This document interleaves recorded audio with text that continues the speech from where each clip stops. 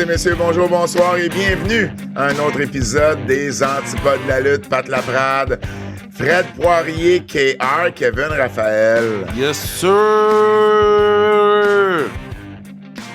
Grosse semaine avant WrestleMania, mais avant d'aller dans plus ample détail, ta vente de billets va comment là pour... Ça va bien, il reste des billets en fait? Oui, il reste des billets, mais ça va bien. On est content de où on est rendu en pré-vente. Il reste plus de billets VIP, c'est ça, on est vraiment content. Donc, achetez vos billets, le point de vente. Super Smash Bros. Contre TDT. Ricky Sosa, bang, bang. Face à Travis Toxic. On met toute la gomme... cette semaine-là, on a des invités. Donc, ce show-ci, on a des invités qui viennent découvrir la lutte. Des gens qui prennent des décisions dans la vie. Là. Donc, on met vraiment toute la gomme. On veut une foule de feu. Mercedes Martinez va être là pour probablement son dernier match à Montréal dans sa tournée de retraite dans le tournoi. Puis Zach et Casey vont être là. Nos champions et championnes. Donc, puis Moose va défendre le titre face à Marco Estrada. Est-ce que Marco va être capable de ramener le titre héritage au Québec ou est-ce qu'on va continuer avec le stunt d'avoir Moose qui a la ceinture en ce moment? Donc, pour vrai, j'ai fini de taper le show lundi pendant Raw. Puis j'étais vraiment content de qu'est-ce que ça donne. Donc, vous voulez pas manquer ça. Ça commence à 20h. Il n'y a pas de 45, il n'y a pas de 35, il n'y a pas de 55. Ça commence à 20h. Donc, achetez vos billets. Puis achetez-les d'avance. Il y a des gens qui étaient déçus là, le dernier show parce qu'il n'y avait plus de billets à la porte. Là. Puis les gens me textaient. Là, comme, groupe, achetez vos billets d'avance. Parce que vous allez être déçus encore. Là, c'est l'été. Là. C'est pas un tonnerre polaire. Là. C'est l'été. C'est au mois de mai. Mais au moins, si les gens sont pas à attendre, ils vont attendre la chaleur. Ouais, mais moi, je trouve ça plate parce qu'après ça, moi, ça me met dans une position fucked up, là. Tu sais, moi, je revenais de comment ça s'appelle, là, en direct de l'univers, man, puis les gens sont comme, il y a plus de billets, on peut plus acheter de billets. Je suis comme, je peux pas t'aider, man. Achète-les d'avance. Tu sais, tu vas être là, le 1. Tu sais, tu vas voir Moose, tu sais, tu vas voir Mercedes Martin. Achète les billets d'avance. Mais mets-moi pas dans une position où je suis fucking pris parce que c'est pas ma salle à moi. Sinon, je te ferais rentrer backdoor, poilette. Mais c'est pas ma salle. C'est moi qui décide. Il y a des vrais agents de sécurité, là, pas ceux à Raw ou à SmackDown. Là. Il y a des vrais agents de sécurité. Il y a du vrai staff. Il y a des vrais boss de salle qui sont là. Puis après, j'ai un vrai bill à la fin. Fait que je peux pas me niaiser trop beaucoup. OK? Vous le voyez pas en ce moment, mais Fred, je sais pas ce qui se passe de ton côté, mais j'ai l'impression de vivre une thérapie de luminosité. J'avais plus. Absolument, j'utilise une belle. Tu sais, je suis vidéaste dans la vie, fait que j'ai une belle caméra, ça look bien, puis tout ça. Puis j'ai eu un problème là avec un petit bidule là, anyway, qui se plug dans l'ordinateur. Fait que j'ai sorti une webcam du début des années 2000. Ah ouais, ça paraît vraiment que j'ai l'air de Sepia 1962. On dirait que je te regarde avec un filtre. Ça me fait beaucoup rire. Ce qui m'a fait rire aussi, j'ai été dîner avec Gino Brito hier, Kev. OK. Gino qui va avoir 85 ans. Tu fais un album d'église, Gino? Non, Gino fait pas ça. Non. Ne mélange pas les affaires. Quelqu'un m'a offert de me donner un disque, un album. T'étais là à Battle War, quelqu'un m'a offert. Donc, j'imagine, je vais en avoir un sous peu. Il y en avait comme 9 ou 10. Il dit, je vais t'en donner un. Je dis, ben voyons. Bref, je disais avec Gino Brito, puis tu sais, on parle de lutte, puis on parle aussi du Canadien, parce que c'est un fan de hockey. Et à un moment donné, il me dit, ouais, je me souviens une fois au forum, les joueurs du Canadien étaient venus backstage, puis Chris Nyland était là. Tu sais c'est qui Chris Nyland, Kev, un ancien homme fort du Canadien. Fred, évidemment, tu sais c'est qui aussi. Et là, Fred, c'est évident, puis moi, c'est pas évident. Like, I don't know hockey, là. Genre, je connais Chris Nyland. J'ai rencontré Chris Nyland. J'ai serré la main. J'ai talk shit avec Chris Nyland. I know my guy, là. J'y ai parlé sur Instagram aussi. Don't fuck with me. Je connais Chris Nyland. Je voulais pas te manquer de respect. C'est quand même il y a 40 ans, donc... Ouais, pis je connais Guy Lafleur. OK, c'est correct, je voulais pas te manquer de respect, relax. Man. Et là, Chris Nyland... Come on, man. Chris Nyland est backstage avec d'autres joueurs. Et Chris Nyland commence à parler contre la lutte. Puis à dire que, tu sais, en anglais, là, bunch of fakes, puis blablabla, puis il utilise le mot en F. Et là, Dino Bravo, là, pogne, tu sais, tu le vois, là, il commence à rougir, puis là, il commence à serrer les poings, puis là, Gino s'en aperçoit. Serge Chavard, qui est là, s'en aperçoit aussi. Puis là, ils veulent pas, genre, qu'il y ait de bagarre, là. Fait que là, Gino commence à parler à Dino, puis essayer de le calmer. Puis au point où il faut qu'il se mette devant Dino Bravo pour dire, là, relax, là. Calme-toi, là. Et Gino de me raconter l'histoire, puis finalement, il n'y a pas de bagarre, rien. Et Gino de me dire une chance que je me suis mis devant, parce que sinon, Dino, il en aurait calissé une à Nyland. Probablement. Et là, je suis comme, oh, OK, genre, t'as même pas de doute dans ta tête, là, genre, Bravo aurait planté Nyland. Il dit, oh mon Dieu, j'ai même pas de doute. Il dit, Bravo aurait eu l'air fou sur patin, mais Nyland aurait eu l'air fou contre Bravo. Je suis comme, damn, the take! Ça m'a vraiment faut demander rire. ça à Chris, là. On a besoin de la version l'autre bord, là. Mark Chris, I need that version, Chris. Ah, man! Et là, on commence à parler de Bravo. Puis, tu sais, j'ai dit, tu sais, Bravo, tu sais, c'est-tu un peu le genre de gars qui se pensait, tu sais, qui se pensait imbattable, qui pouvait, tu sais, qui pensait qu'il pouvait battre n'importe qui. Il dit oui, sauf Tonga. J'ai dit, ah ouais, il dit, non. Il dit, dès que Tonga est arrivé sur le territoire, il dit, j'y ai dit, lui, fais bien attention. Il dit, il l'a vu une fois se battre, puis il dit, non, moi, je touche pas à ça. On a besoin du documentaire. C'est Haku, right? C'est Haku, ouais. On a besoin du documentaire sur Haku, là. Là, il y a trop d'histoires sur Haku, là. Et là, je demande à Gino, parce que Gino, c'est un bon batteur, lui aussi, là. Il avait peur de rien, Gino. Puis j'ai toi dans ton prime contre Dino, ça aurait donné quoi? Il dit, moi, dans mon prime, il dit, je l'aurais essayé. il dit, il m'aurait donné une volée, mais je l'aurais essayé. J'ai dit, les hosties d'Italiens avec leur, je l'aurais essayé, tu sais, il m'aurait écœuré, là, j'aurais bouillé puis je me serais essayé. Je dis, c'était du délice de parler à Gino. C'est la première fois que je le voyais depuis qu'il avait perdu son épouse là, au mois de décembre. Puis il va bien, il se fait de la bouffe, il écoute des émissions de recettes, puis il se fait la recette, il va chercher les ingrédients, puis il se fait la recette le soir même. Ben là, je vais y faire un petit vidéo là avec ma lasagne. Là. Écoute, la lasagne en plus, c'est sûr qu'il mange c'est l'italien?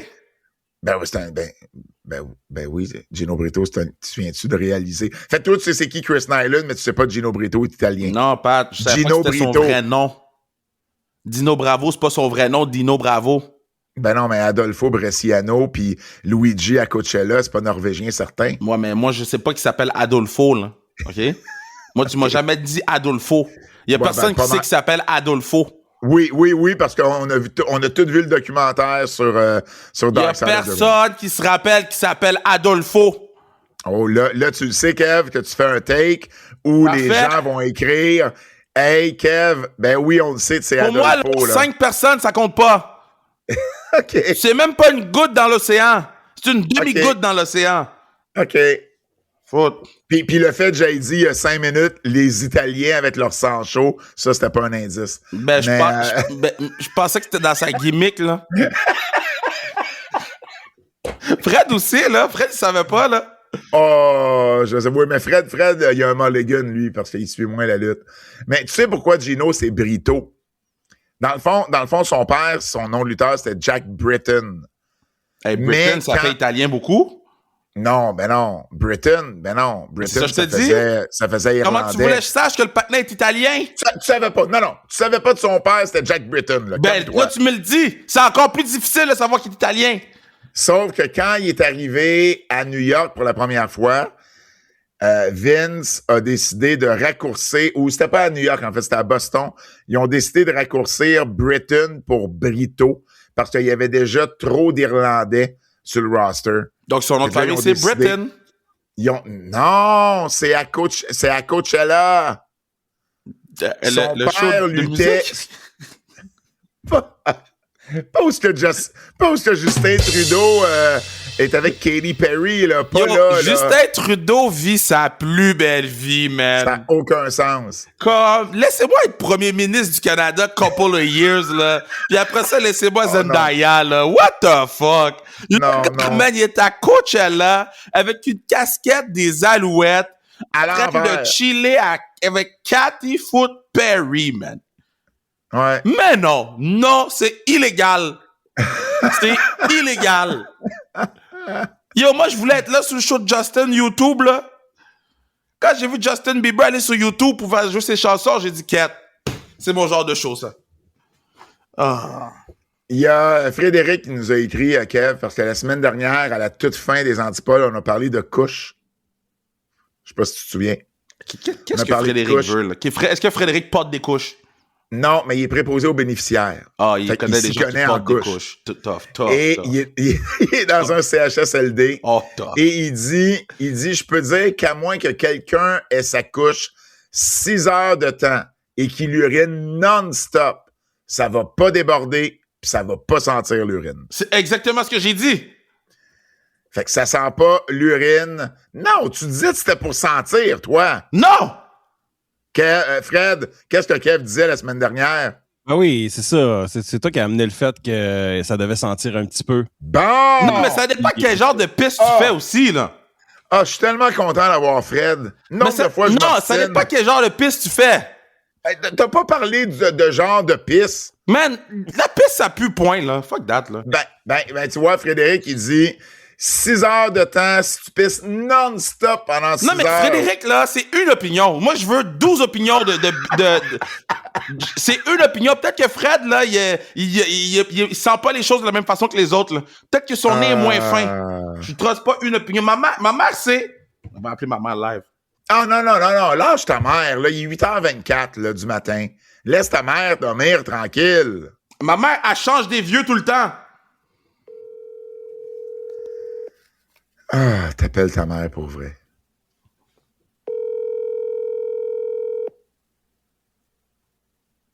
Elle répondra pas, ta mère. Puis là, elle va te rappeler random, en plein milieu d'une nouvelle. Tough. Votre appel a été transféré à la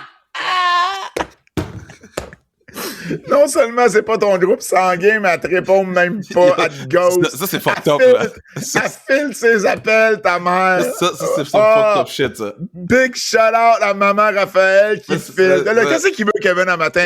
Je le rappellerai. Non, parce qu'en plus, elle chante tout le temps que je l'appelle jamais. Là, ça fait 2 fois que je l'appelle, ça fait 2 fois qu'elle répond pas. Ça, c'est drôle. Hey, oubliez pas de vous abonner sur notre Patreon qui book. Puis cette semaine, c'est la bonne semaine parce que on a beaucoup de contenu en lien avec WrestleMania. Donc, on a déjà là, sur le Patreon nos previews pour WrestleMania Night 1, WrestleMania Night 2. On va également vous donner du contenu. On va vous donner notre retour sur WrestleMania à chaud, là. Vous pouvez pas voir ça ailleurs, là. Les 2 commentateurs francophones sur Netflix pour le Canada, qui tout de suite après WrestleMania, Fred, d'ailleurs, on te met sur le gun. Samedi soir et dimanche soir, ce serait le fun que tu sois pas loin d'un laptop pour pouvoir mettre nos podcasts en ligne. Je te dis ça comme ça.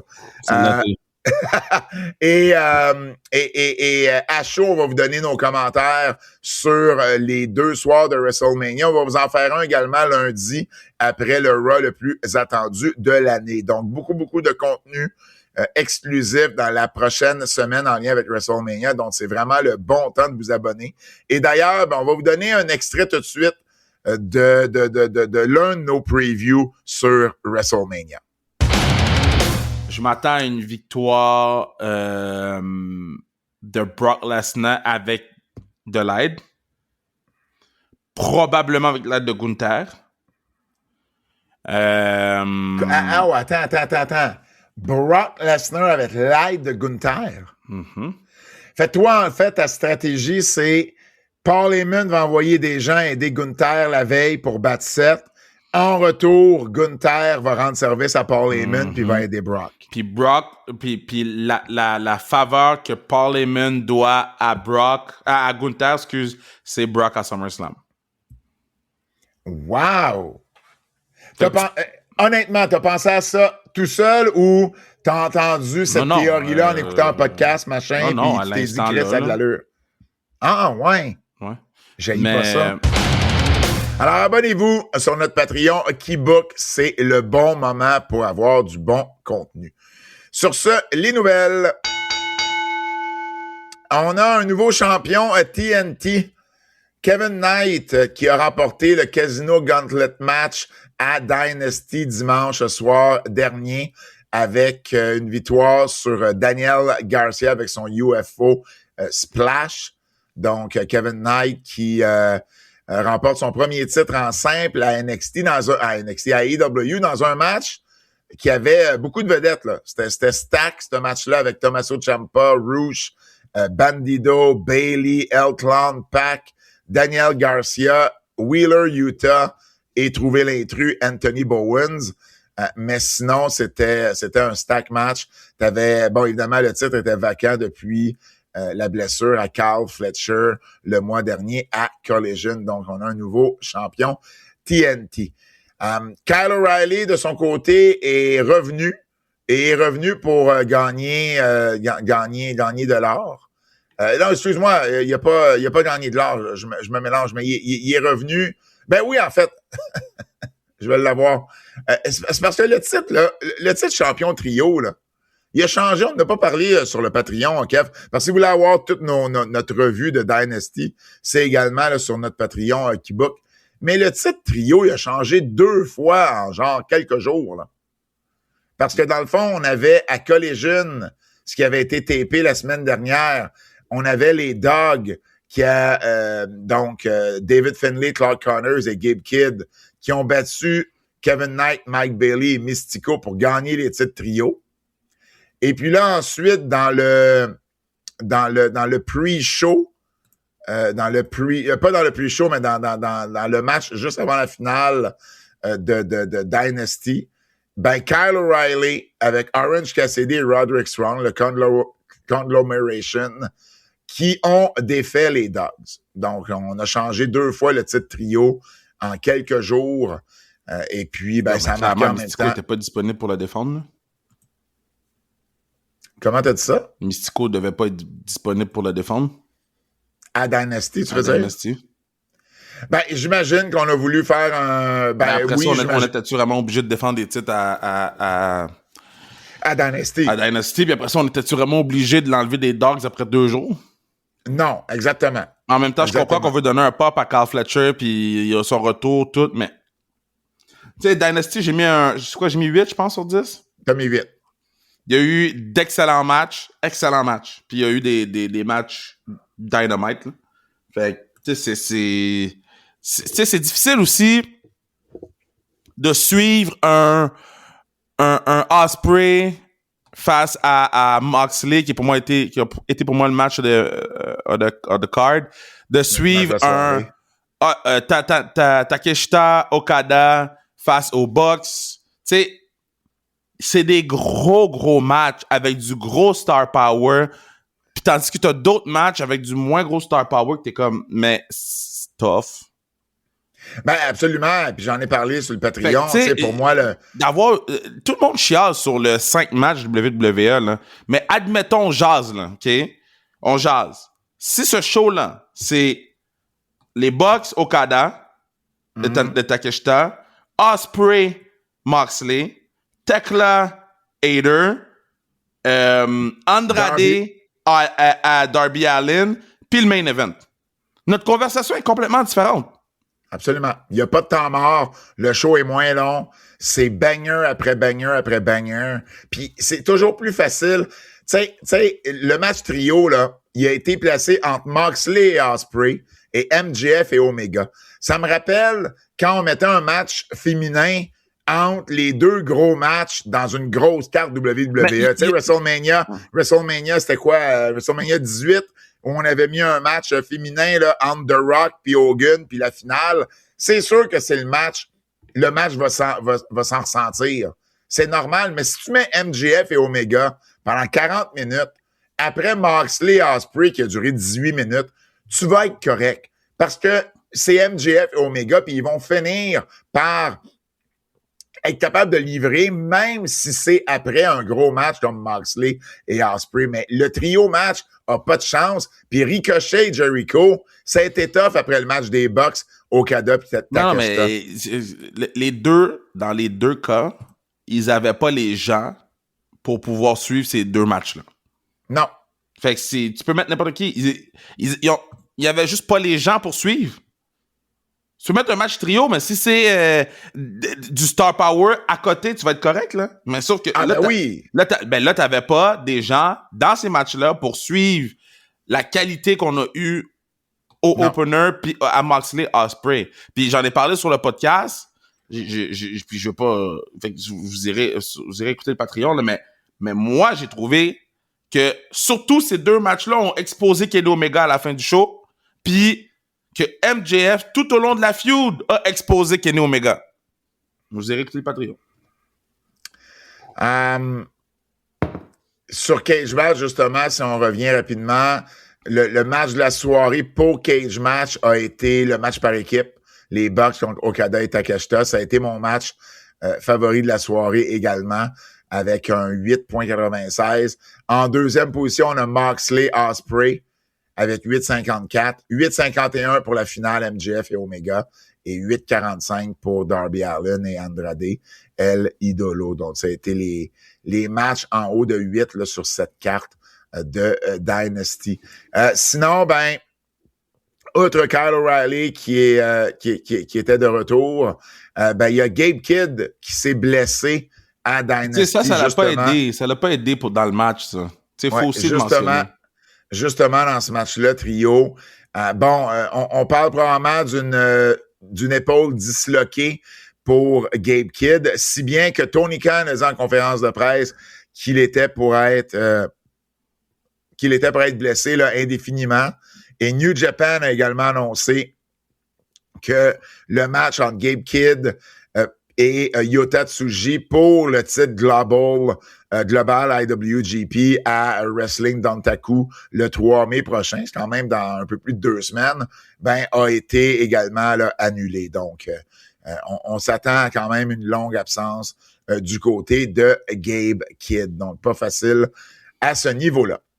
Sinon, on a donné Gabe Kidd a été pas mal blessé dans les dernières années. Là. Il a été blessé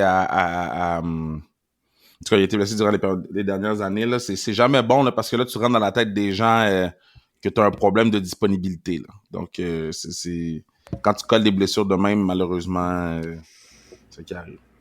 Sinon, un bon Dynasty, somme toute, on a tous les deux donné un 8 sur 10 et vous irez écouter notre Patreon sur le retour de Dynasty pour en savoir plus. On vous parlait de cette WrestleMania, c'est WrestleMania qui s'en vient à grands pas samedi et dimanche. Puis il y a quelques petites mises à jour, là, entre autres au niveau business. Bon, premièrement, au niveau des billets, parce que les billets, ça a été énormément jasé. Non seulement avec les promos de Pat McAfee, de CM Punk et tout, mais à l'interne également. Si bien que, en ce moment, il y a 42 715 billets distribués selon notre ami à Wrestle Tickets pour la soirée de samedi et 43 394 pour la soirée de dimanche. Au début d'avril, fait qu'il y a 2 semaines, ces chiffres-là étaient de 38 300 et 40 000. Fait qu'on parle quand même là, d'environ 4 400 pour le samedi de plus, puis tout près de 4 000 pour le dimanche. J'imagine qu'on va se rapprocher du 50 000. Pas sûr qu'on va réussir à atteindre le 50 000. On va certainement annoncer plus le 50 000, cependant. Donc ça ressemble à ça. Dave Meltzer, dans son newsletter la semaine dernière... Comment? Il annoncerait plus que 50 000. Je serais surpris qu'il annonce en bas de 50 000 pour les 2 shows. Parce qu'ils vont toujours augmenter un peu. Fait que, tu sais... de nos jours, ils annoncent pas mal proche de qu'est-ce que c'est, là, même pour les Raw, là. Ils annoncent un peu. Ils annoncent toujours un peu plus. Non, des fois, ils annoncent moins, même. Mais moi, c'est arrivé une fois, ça. Non, c'est arrivé la semaine passée. Mais habituellement, pour un show comme Mania, si on... Tiens, là, on est à 43, mettons, puis 44, si j'arrondis. Si on est rendu à 48 puis 46, ou 46, 48, ils vont annoncer 50 000. S'ils sont rendus à 46, 40, s'ils sont rendus à 46, 48, ils vont te donner 2 000. Ils vont quand même avoir 50 000 personnes. Ben, pas nécessairement. Parce que les billets donnés, Wrestle Tickets va les voir passer aussi. C'est des billets distribués. C'est ça que je te dis. C'est pour ça que je te dis qu'ils vont pas... moi, je pense pas qu'ils savent là, que les gens ils suivent ça de très près. Là. Dave Meltzer du Wrestling Observer Newsletter disait que à peu près à pareille date avec l'année passée, on parle d'une baisse d'environ 20%. Et que depuis l'angle de Pat McAfee, il n'y a pas vraiment eu de mouvement significatif dans la vente de billets. Bon, maintenant, tu viens de dire 4 000. OK, je vais me répéter, là, mais c'est 4 000 depuis le début avril. OK. Donc, depuis le 1er avril. Pat McAfee, c'est arrivé le 8. C'est arrivé la semaine passée. Non, c'est arrivé la semaine avant la semaine passée. C'est ça. Ça fait 2 semaines. Non, c'est début avril. Le 8. C'est arrivé le 8. Non. Pat McAfee, là, c'est pas arrivé la semaine passée, c'est arrivé le... Pat McAfee, là, il est arrivé...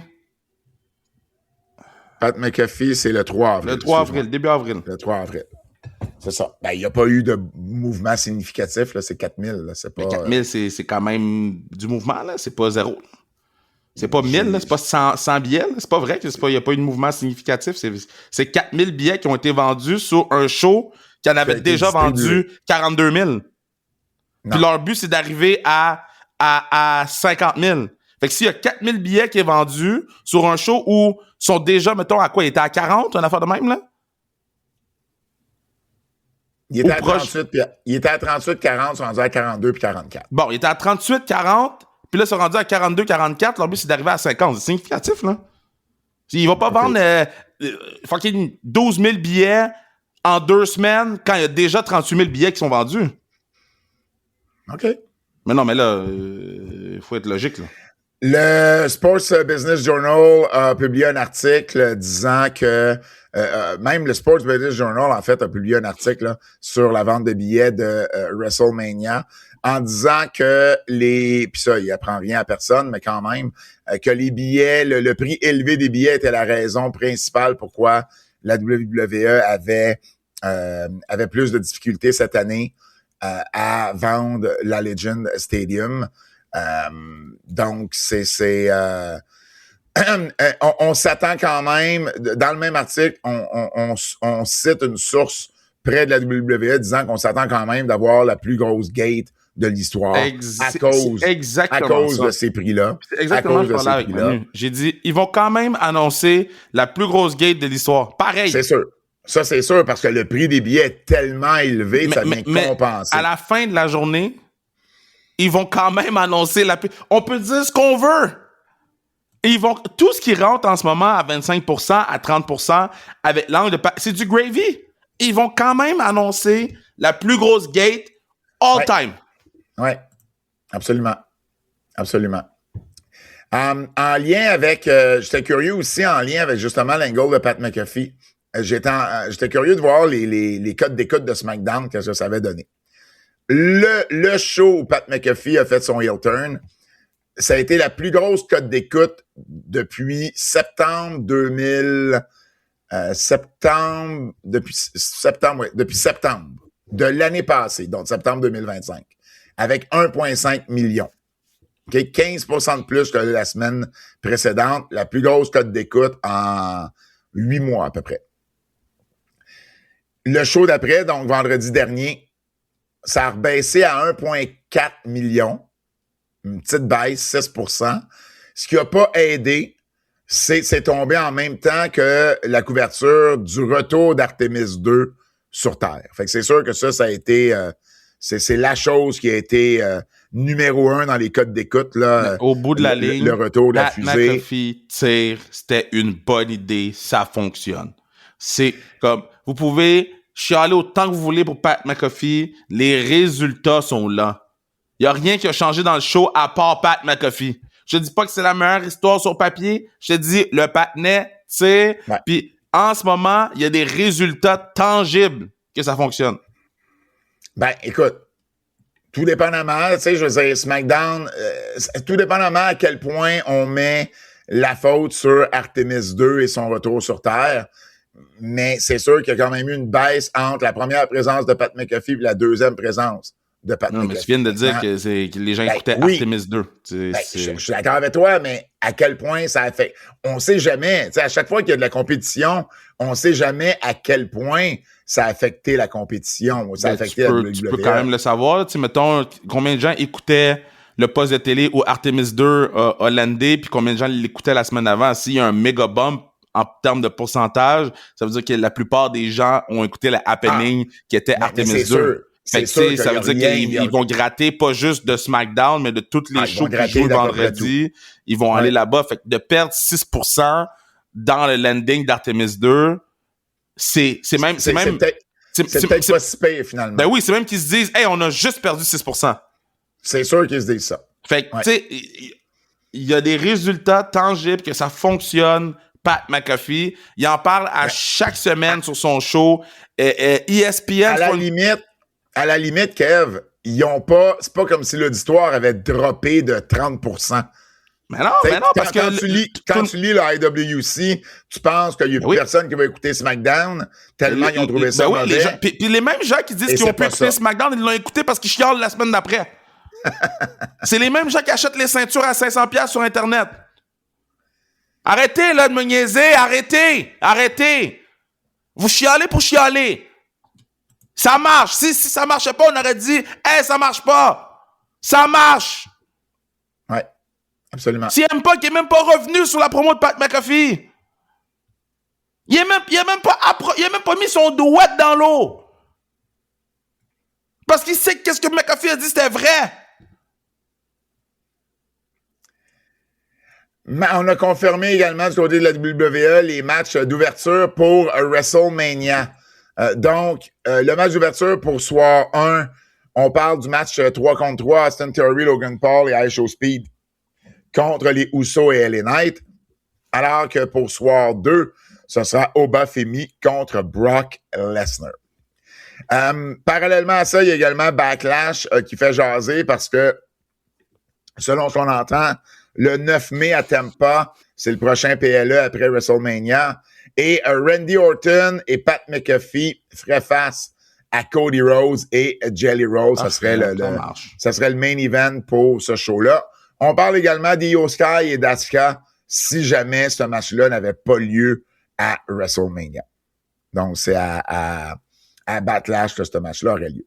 La WWE a également confirmé les autres pour le Temple de la Renommée, pour la cérémonie du Temple de la Renommée.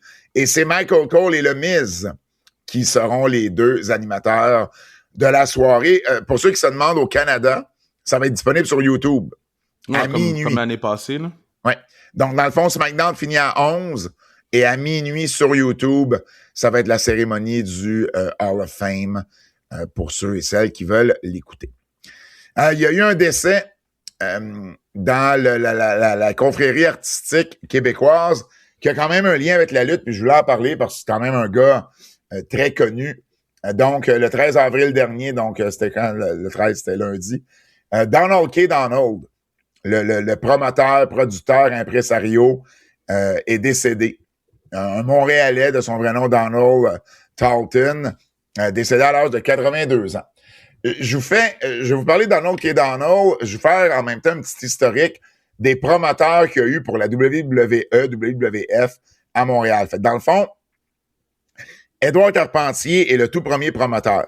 OK, promoteur local pour la WWF en 1985, lorsque la WWF commence à faire des shows conjoints avec l'Union internationale. C'est Carpentier qui est leur homme de confiance, c'est le promoteur. En juillet 87, Jim Troy, qui est le VP division internationale pour la WWF, congédie Carpentier de son poste. La raison qu'il donne dans les journaux, c'est qu'il n'était pas bilingue et il y avait de la difficulté à traduire certaines entrevues. Dans les faits, on parle plus d'une chicane entre lui et Guy Auré, entre Édouard Carpentier et Guy Auré. On parle également de propos que Carpentier aurait émis en ondes qui auraient moins bien passé parce qu'on le suspend de son poste de commentateur aussi, tu sais, dans les mêmes environs. C'est Frenchy Martin et Marc Blondin, d'ailleurs, qui vont prendre un peu plus là, sa job de commentateur à ce moment-là. En septembre 87, donc 2 mois plus tard, c'est Gino Brito qui remplace officiellement Édouard Carpentier comme promoteur. Carpentier finit par revenir comme commentateur, mais ne reviendra jamais comme promoteur local. Et en février 91, donc pas loin de 4 ans, 3 ans et demi plus tard, Brito présente son dernier gala comme promoteur et est remplacé par Donald K. Donald.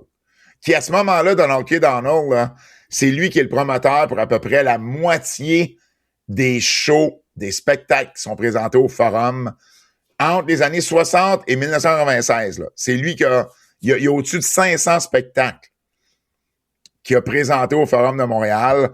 C'est à peu près la moitié des spectacles qu'il y a eu au Forum à ce moment-là. Et dans les journaux de l'époque, on nous explique, la WWF avait voulu congédier Gino Brito et le remplacer par un promoteur de Toronto.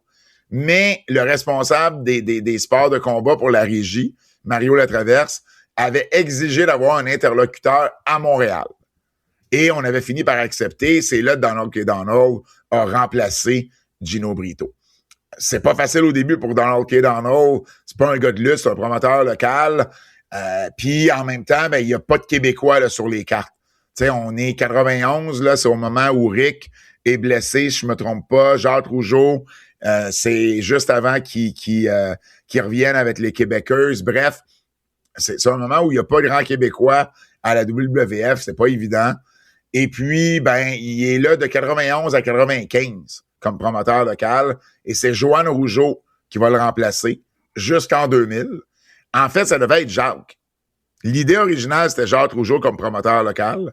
Mais Jacques se pogne avec Vince, comme on sait, à cause du stade olympique et décide de s'en aller éventuellement vers la WCW. Puis c'est là que Raymond Rougeau propose sa sœur Joanne.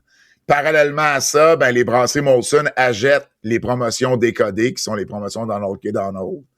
Et puis, ben, en 2000, quand Joanne Rougeau, ben, on la remercie de son poste. Et ben là, c'est carrément la division spectacle du Centre Molson qui prend en charge la promotion locale des événements. Puis quand le groupe Gillette achète le Canadien et l'Arena, ben il crée le groupe Spectacle Gillette en prenant les mêmes en fait, groupe Spectacle Gillette, c'est une extension de ce qui était la division spectacle du Centre Molson. Puis groupe Spectacle Gillette va devenir Evenco quand les Molson vont acheter ça en 2009. Donc, par la suite, ça a toujours été le promoteur local qui s'en est occupé. Mais dans l'Hockey Donald a quand même été là pendant 4-5 ans, là, au début des années 90. Alors, je voulais quand même mentionner son décès et puis parler un peu de l'historique là, des promoteurs locaux à la WWF à Montréal.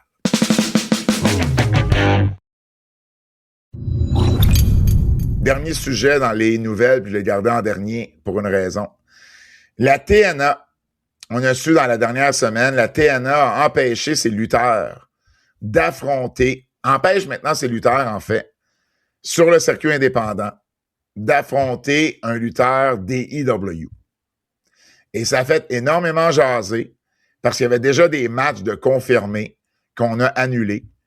MJF a été très vocal par rapport à ça. MJF et plusieurs autres, d'ailleurs. Avant d'aller plus loin dans le détail, j'étais curieux d'avoir ton opinion là-dessus, Kev. Ben, ils comprennent pas la business. OK, explique-moi. Ben, ils ont le droit d'annuler. Ils sont signés avec TNA ou ils sont pas signés avec TNA? Ouais. OK. Fait que TNA, c'est TNA qui... Si TNA dit t'es signé avec nous, ça me tente pas que t'affrontes lui. C'est quoi le problème? Mais, ben, le problème réside dans le fait que le match avait été accepté par la TNA au départ. Ça se peut, mais il y a des choses dans la vie qui sont acceptées des fois. Puis après ça marche plus parce qu'il y a eu une nouvelle information ou il y a eu une nouvelle chose qui est rentrée en ligne de compte, puis là, il faut qu'ils mangent le bullet puis qu'ils disent « yo, finalement, ça marchera pas ». Il y a peut-être quelqu'un qui savait même pas qu'il y avait ce match-là, il l'a su puis il a fait « non, ça marchera pas ». Ouais. Moi, je trouve plate là-dedans, c'est à partir du moment où tu donnes le feu vert, puis qu'on vient de voir, puis qu'on te demande « Hey, j'ai une occasion de booking sur le circuit indépendant, voici c'est quoi le match. T'es-tu à l'aise avec ça? » Tu te fais dire oui. Puis qu'après ça, il y a quelque chose d'autre qui arrive, puis que tu veux changer ta philosophie par rapport à ça. Moi qui disent on va plus vous affronter les gars des EW, j'ai aucun problème avec ça à la base. C'est leur business, ils ont le droit de faire ce qu'ils veulent, leurs lutteurs sont signés, j'ai pas de problème avec ça comme tel.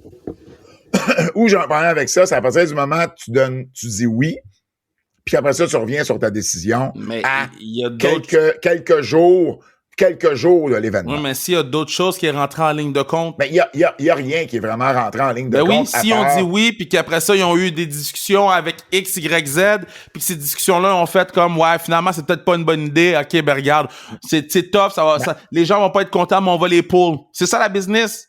Ben, ouais, non. C'est pas ils s'en foutent, là, du petit show à WrestleMania Weekend, là. Ces gens-là profitent déjà du WrestleMania Weekend pour avoir leur monde, là. C'est pas nécessairement ça, la business. Là. Tant qu'à moi, quand tu dis oui, tu sais, t'aurais pu dire, regardez, on va vous laisser faire vos bookings qu'on a acceptés. Puis, après ça, ben. Mais pourquoi? Ça sera plus permis. Ben, pourquoi pas? T'as déjà dit oui. Ben non, mais à un moment donné, t'as-tu une parole ou t'as pas de parole? Ils ont dit oui, il y a de quoi qui est rentré en ligne de compte. Ils ont dit non, on tire la plug. Ils sont pas affiliés à eux, là. Ils ont pas besoin, là, d'envoyer leur lutteur là-bas, là. Ils ont pas besoin d'avoir ça. Ils ont un relationship qui leur a aidé à avoir un deal télé. Penses-tu qu'ils s'en calissent, eux autres, de pull des lutteurs dans des shows indie? Mais tu vois, en fait, de ce qu'on apprend sur le sujet, oui, évidemment, il y a beaucoup de gens qui pensent que c'est la WWE qui a fait changer cette décision-là. Mais la raison la plus courante en ce moment, là, celle qu'on entend le plus parler, c'est quand AEW a changé son Collision de samedi à jeudi pour le mettre en même temps que TNA Impact. Et il paraît que ça n'a vraiment pas passé avec Carlos Silva et que pour se revenger, c'est là qu'il a décidé de dire, nos lutteurs peuvent plus affronter les lutteurs des EW. Si c'est vraiment ça, je trouve ça un peu wack parce que, je veux dire, c'est pas de la faute des EW si le samedi, le diffuseur peut plus diffuser Collision et le change de journée, là. Je veux dire, le diffuseur, lui, il s'en fout, le TNA passe un jeudi, là. Moi, je crois pas à cette affaire-là, là, parce que...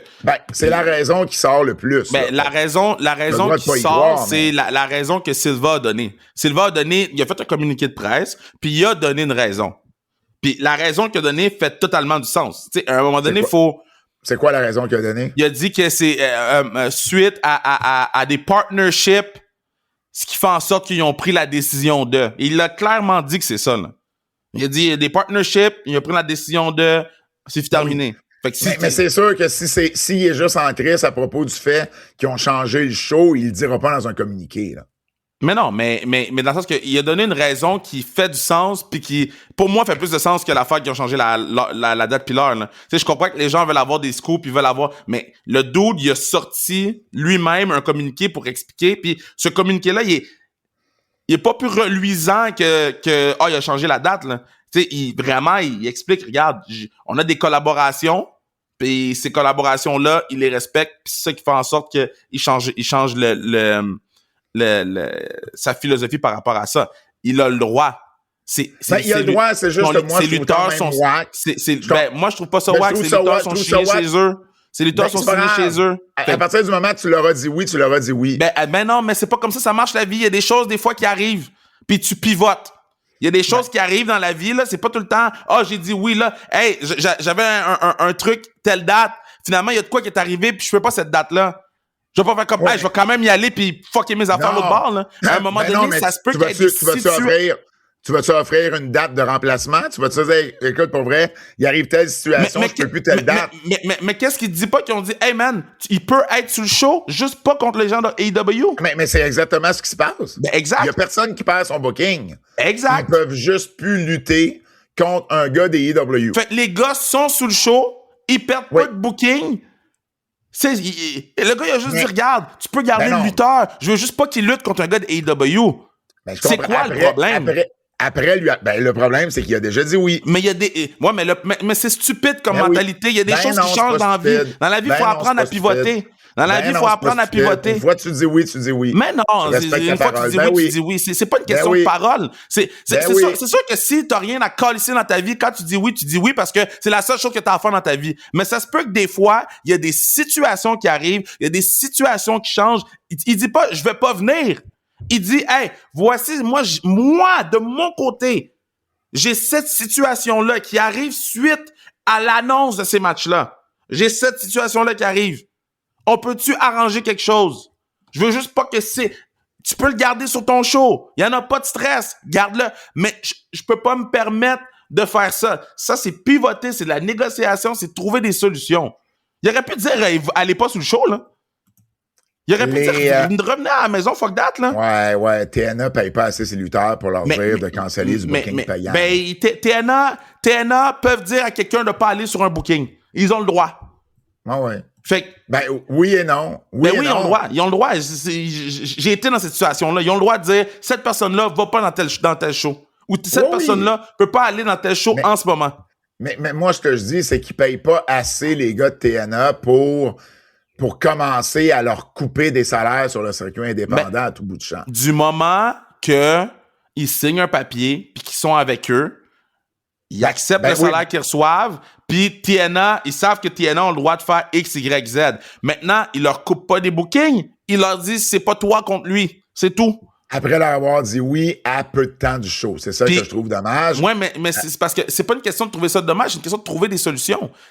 Ils n'ont pas trouvé de solution. C'est pas TNA qui a trouvé des solutions, c'est AEW qui a trouvé des solutions. Ben c'est ça, mais mettons AEW, là, de leur côté, là, s'ils sont intelligents, là, ils trouvent des solutions pour tout. TNA, ils disent, moi, je peux pas. Ils ont les mains liées, je peux pas faire ça. AEW paraît comme des rois dans tout ça. Et tu sais quoi, c'est parfait. Ils ont le droit. Profitez-en, les boys! Allez-y, profitez-en! Ce qui est un peu ironique, parce que si c'est la WWE qui est en arrière de ça, je trouve que ça backfire un peu. Parce que ça backfire pas. La seule raison pourquoi ces shows-là existent à WrestleMania Week, c'est parce qu'il y a WrestleMania. Penses-tu que WWE s'en calisse pas? Non, mais c'est pas ça. Visiblement, ils s'en calissent pas parce qu'ils veulent pas que les lutteurs de la TNA luttent contre des gars des AEW. Eux, là, ils veulent pas que les lutteurs de la TNA affrontent les lutteurs, whatever. Exact. On sait pas exactement. Non, on spécule, mais c'est ta théorie, là. C'est ça c'est ce qui a été dit entre les lignes par Carlos Silva. C'est déjà plus que, mais là, c'est parce qu'ils ont mis l'enchon jeudi. Il a jamais mentionné ça. Lui, il a donné un communiqué, il a dit une affaire, voici c'est quoi. Moi, je vais prendre qu'est-ce qu'il dit dans le communiqué. Parce que qu'est-ce qu'il dit dans le communiqué fait totalement du sens. OK, mais c'est ça. Mais c'est pas vrai que la WWE s'en calisse. Ils s'en calissent du show. Ils s'en calissent pas d'avoir des lutteurs de TNA contre des lutteurs de AEW. Ça, ils veulent pas ça. Mais pour vrai, là, ça change quoi? Mais c'est quoi, ça change quoi? Si la personne qui te paye le chèque dit non, qu'est-ce que tu veux faire? C'est pas ça ma question.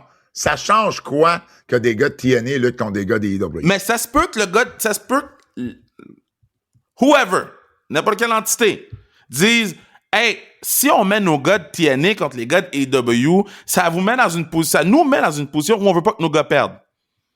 On n'a pas envie que nos gars perdent chez vous. Puis, mais non, mais nous non plus, on veut pas que nos gars perdent. Fait que là, on est obligé.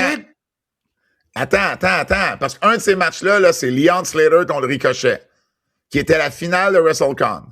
Puis Michael Bocciccio a parlé à Post Wrestling. Puis il a expliqué comment ça s'était passé de son côté. Là. Lui, c'est le promoteur. Il a dit, on a été voir le boss de Leon. On a été voir le boss de Ricochet. On leur a dit c'était quoi le finish qu'on voulait, comment ça protégeait les deux parties. Puis, il dit, beaucoup de personnes ont pensé, c'est parce qu'ils veulent pas que Leon perde. Il dit, les gars, Leon était pas pour perdre. on est arrivé avec un booking qui faisait l'affaire des deux côtés. Puis Leon Slater perdait pas contre Ricochet. Mais il y avait pas juste Leon Slater contre Ricochet, c'est ça que je dis. Mais je te parle de ce match-là. Mais je sais, mais ils ont pas pull un match, ils ont pull tous les matchs. Non, mais je le sais, mais c'est quand même un de ceux qui a été affecté par ça. Je sais. Et là, ben, il dit tout a été accepté, tout a été clairé, le finish a été clairé, tout. Puis là, il dit quelques jours avant le match, la TNA décide de dire, ben là, non, vous pouvez plus faire affronter Leon Slater contre Ricochet. Du moment où les gars peuvent être sur le show, puis le moment que tout le monde peut pivoter, ils n'ont pas été pour le show, ils n'ont pas été comme... À un moment donné, là, les gars sont signés ailleurs, là. Ouais. C'est tout. C'est... Ouais. Tu sais, on attire ces talents-là de TNA ou de AEW pour essayer de vendre plus de tickets, pour essayer de faire... Mais c'est parce que ces gens-là sont à la télévision, parce que ces gens-là sont signés dans une des 3 grosses-ish compagnies. Fait que ça se peut qu'il y ait des affaires fucked up qui arrivent. C'est plate, mais c'est ça la vie. Si vous voulez avoir plus de nouvelles, ça se passe sur notre Patreon. Les nouvelles en extra exclusivement sur notre Patreon Keybook. Cette semaine, aux nouvelles en extra sur notre Patreon, on vous parle de la AAA, on vous parle de la TNA, on vous parle des Usos et de Shane Strickland et bien plus. Tout ça exclusivement sur notre Patreon Keybook. Le Québécoise. On recommence. Lutte québécoise. Laissez pas tranquille. Retour sur un gros week-end de lutte québécoise, alors que Battle War et NSPW ont eu des gros shows durant le week-end. Premièrement, parlons de Battle War. Mathieu Saint-Jacques et Thomas Dubois se sont affrontés pour la première fois en 14 ans à Battle War. Ça a été, en tout cas, à mon humble avis, match de l'année au Québec, jusqu'à présent, là. Et je vois pas qu'est-ce qui va battre ça, à part Mathieu Saint-Jacques, Thomas Dubois 2. Ça a été un match solide, un sans faute. Puis tu sais, les gars, je dis pas que les gars étaient stressés nécessairement, mais ils étaient fébriles, là. Ils étaient fébriles avant le show. D'ailleurs, c'était drôle parce que backstage, ils étaient comme dans une chambre où ils préparaient leur match, puis on dirait que personne osait aller leur parler, là. On allait juste les saluer vite, puis on sortait de la chambre pour les laisser se préparer. Et ils ont livré la marchandise. Tout a bien été là-dedans, de Twiggy avec son collet cervical dans le coin de Thomas Dubois. Les intros japonaises de Mathieu Niquette, qui a nommé toute la liste des adversaires que Thomas Dubois a affrontés pour défendre son titre. Sur 14 ans de promotion, Dubois a été champion l'équivalent de 7 ans. Donc, c'est énorme. Et puis, le match a été bon. Et là, au moment où il y a un ref bump à un moment donné, en fait, plus qu'un ref bump, Giancarlo, qui est l'arbitre le plus imposant au Québec, il est grand, il est bien bâti, ben, il a fallu le tabasser 4 fois pour qu'il tombe vraiment KO, et j'ai adoré ça. Parce que souvent, tu sais, on va chialer que il y a un ref bump, puis c'est fait mou, que c'est pas crédible que l'arbitre soit out pendant 2 minutes sur ce move-là. Donc là, on l'a vraiment frappé 4 fois avant qu'il tombe. Un autre arbitre arrive, sac Twiggy dehors du match. Et il y a un ref bump sur lui aussi, puis Brandon est bien pris aussi. Fait que 2 fois, on l'a tabassé pour le mettre dehors du match. Et là, t'as Gibier Mathis-Meyer qui arrive.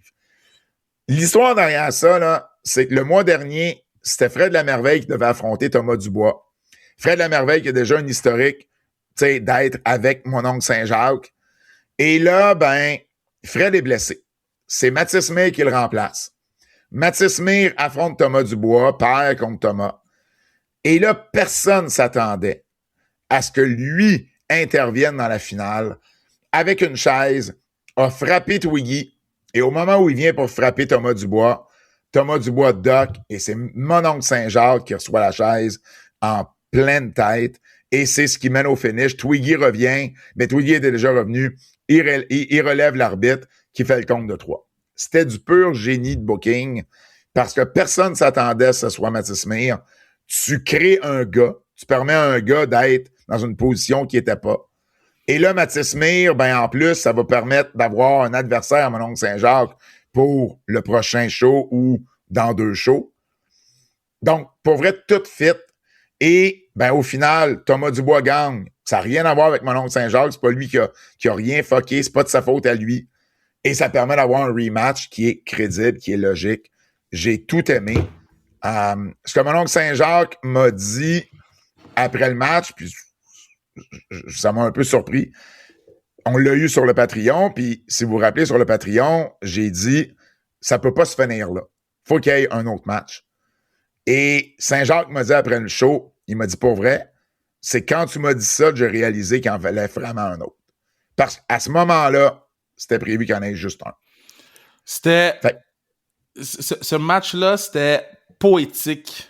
Du lock-up qui a duré un temps significatif un long moment là, dans le début du match, au stare-down au début, à la foule qui chantait de gauche à droite. Des moments comme ça, surtout sur la scène indie, c'est difficile à créer, mais c'est difficile à live up to the hype. Au point que j'ai manqué le début du show, je me suis pointé quand même parce que je voulais pas manquer Thomas contre Mononcle Saint-Jacques. Qui sentait, il y avait quelque chose de spécial à Battle War dimanche. Ouais. En termes de booking, de match, tout dit, j'ai tout adoré. J'ai aimé de A à Z, c'est Match of the Year en ce moment au Québec. Tout ça. Les possibilités que Twiggy s'est ouvert avec ce booking-là, autant Mathis Meir qui peut devenir heel. Ça peut arriver, ça. Ça ferait du sens. Autant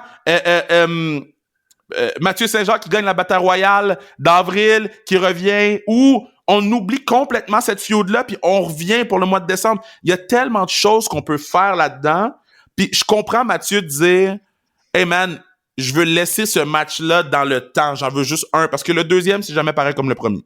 Fait que c'est comme un film, c'est comme un livre, c'est comme n'importe quoi. Fait que je comprends qu'il se dit je veux le laisser dans le temps, mais on a besoin d'un 2. Puis tu sais, moi je vais le dire de même, si on fait un match TDT, ou si on entre les gars de TDT, on a besoin d'un match TDT. Là. On a besoin que les partenaires aillent dans la foule, on a besoin de si, on a besoin... Si on est pour avoir TDT qui brise, on a besoin d'un match crazy. Là. On a besoin qu'on brise de quoi au fouf, là. C'est pour ça qu'en décembre, Kev, le match, le fameux match hardcore avec le sapin de Noël qu'il y a à chaque année, c'est le match de Mononcle Saint-Jacques. Tu sais, ce match-là a été mis sur la map à cause de Mononcle Saint-Jacques. Pour moi, la journée qui va prendre la belt, c'est dans ce match-là, faut que ça arrive. Mais justement parce que c'est le match qui va être un match TDT. Ou bien, il va gagner la belt avant, c'est ça. Il va la défendre contre Thomas sur ce show-là, et là, ça va venir mettre un terme à la feud. C'est un ou l'autre. Parce qu'ils remplissent déjà leur show de décembre. Ça sert à rien qu'ils mettent ce match-là là. Ben, t'as raison. Ben, tu le mets genre juin, puis... Mais il faut que ce match-là arrive aussi en décembre. C'est ce que je veux dire. Mais dans le sens que, tu sais, c'est une trilogie. Ça peut être une trilogie. C'est sûr que Saint-Jacques va devoir avoir pas Saint-Jacques, Dubois va devoir avoir un rematch. Mais il va dire, je te donne le rematch seulement dans mon match au mois de décembre. Les gens vont être contents. Fait que là, tu as 3 gates possibles en l'espace de 6 mois. Là. Exact. Non, pour vrai, j'ai tout aimé. Il y avait du monde, de plein de promotions sur place, du monde que j'avais pas vu depuis longtemps à Battle War qui se sont déplacés pour ce match-là. Ça a été numéro 1 sur toute la ligne. Plus grosse assistance de Battle War à vie avec 240 spectateurs, donc au FOF. Puis si vous avez déjà été au FOF, 240, là, c'est du monde en tabaslac. Bravo, man. Bravo. Ouais. À l'autre bout de la 40, ou à l'autre bout de la 20 qu'on dit, à Québec, en fin de semaine, ça a été un gros show. 2 gros shows, en fait. Parce qu'il y avait le show le vendredi soir pour la lutte contre l'homophobie et la transphobie. Oh ouais. Transphobie. Et puis, communément appelé dans le milieu Gay Mania, c'était la 3e édition et ils ont rempli. 635 spectateurs. Bravo, man. Bravo. Mercedes Martinez, qui était là en finale avec Benjamin Toll contre Steven Sullivan et Matt Sparkle. Ils ont rempli. Le lendemain, la NSPW produit son show Injustice et remplissent également à 635. C'est insane. J'ai pas, à part au Centre Bell, j'ai jamais vu sur le circuit indépendant 2 shows, la même salle dans la même ville, remplir à plus de 600 personnes 2 soirs consécutifs. Non, mais ça a aucun bon sens. Ça n'a aucun bon sens. C'est cave comment c'est. On parle de 1270. 1270 êtres humains pour de la lutte indépendante avec du talent du Québec et Mercedes Martinez. Ouais. La finale, c'était TDT, justement, qui sont champions par équipe à Québec, qui défendait contre Michel Plante et Marco Estrada. On a fait un dusty finish. La foule est venue folle. Et au final, TDT a conservé leur titre. J'étais pas sur place, mais on m'a décrit l'ambiance comme étant très, très, très spéciale, là. C'est une grosse foule qu'il y avait là. Et beaucoup, beaucoup d'ambiance. Mercedes Martinez qui a plié les chines contre Drea Mitchell. Puis j'ai parlé à Drea à Battle War, puis je disais, tu sais, moi je connais bien Mercedes, puis je sais comment qu'elle est. T'as-tu parlé un peu après le match? Elle dit, t'as pas idée. Elle dit, elle est revenue sur le match, elle est revenue sur des séquences du match. Voici comment t'aurais pu faire les choses différemment. Voici, tu sais, si ça t'arrive dans le futur. Elle est excellente pour ça. C'est une coach, là, Mercedes Martinez. Peu importe, au moment qu'elle va prendre sa retraite, si WWE ou AEW ou TNA ne l'engagent pas comme coach, ils font une grave erreur. À moins qu'elle ne veuille pas.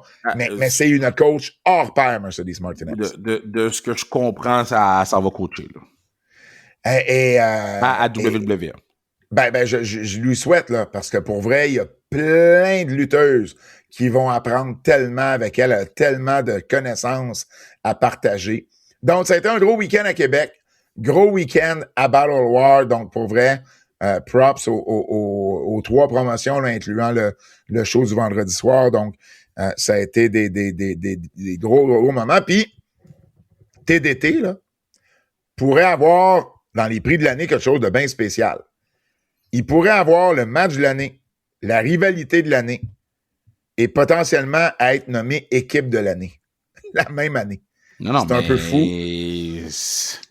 Puis pour vrai, je veux pas être plate, là, mais si mon oncle gagne la belt, il va être dans la conversation pour lutteur de l'année aussi. Là. 100%. 100% avec toi. Ça se peut qu'ils gagnent toutes, les boys. Là. Ça se pourrait qu'ils gagnent toutes. Parce qu'ils vont gagner show de l'année probablement Battle War.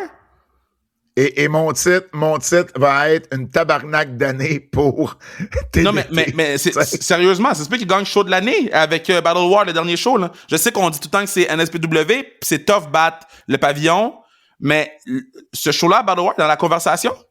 100%. 100% d'accord avec toi. Alors voilà, Battle War, NSPW, bien hâte de voir la suite du côté de Battle War, particulièrement avec cette rivalité-là. On termine le tout avec le quiz Double J! Double J!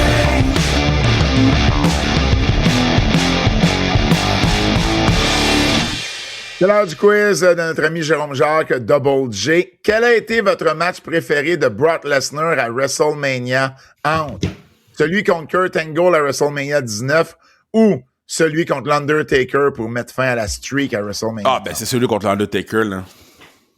On se rappelle tous, on était où, qu'est-ce qu'on faisait. J'étais en show d'humour quand c'est arrivé, là. On était tout autour d'un petit laptop sur le WWE Network 999. Puis les gars étaient frustrés d'aller faire leur set de 7 minutes pour manquer un bout du match. C'était insane. Moi, c'est celui avec Kurt Angle. Ouais. Moi, tu vois, lui, je me souviens exactement. Je suis plus sûr où j'étais pour WrestleMania 30. Je pense que j'étais au Boston Pizza à Ville-la-Salle avec Blondin puis Grenier. Mais celui contre Kurt Angle avec le fameux le fameux Shooting Star Press de Brock qui a été trop court. Ça, pour moi, ça a marqué l'imaginaire. J'étais sur mon chum Phil Leclerc à Blainville. On regardait ça en gang. Pour moi, ce match-là, c'est mon préféré des deux, là, de mon côté. Qui pourrait apparaître lors du Raw d'après Mania entre Paige ou Britt Baker? Ben, c'est Paige. Britt est encore sous contrat, là, donc. OK, Paige, pas Oligo. Oui, excuse-moi, Paige, Sarah Knight, ouais. Paige. Ben non, Britt Baker est signé. Est sous contrat, là, ouais. Comment pourrait se terminer le match entre Roman et Punk? Un heel turn de Punk ou une réunion du Bloodline en heel? Non, moi, je pense que ça va être clean, là. Mais si tu avais à choisir entre les deux, un heel turn de Punk ou une réunion du Bloodline en heel? Je pense entre les deux, ça serait la réunion du Bloodline là, qui serait la plus plausible. Là. Je pense pas qu'on va tourner heel CM Punk. Alors voilà, c'est ce qui termine notre antipode de cette semaine. N'oubliez pas de vous abonner sur notre Patreon Keybook si vous voulez avoir du contenu exclusif en lien avec WrestleMania. Nos previews de WrestleMania sont déjà là. On va vous donner à chaud nos commentaires de WrestleMania samedi soir, dimanche soir, lundi après Raw. Donc, manquez pas ça. Abonnez-vous sur notre Patreon Keybook. Au nom de Fred Poirier, Kevin Raphaël, mon nom est Pat Laprade et on se dit à la semaine prochaine. C'est un rendez-vous.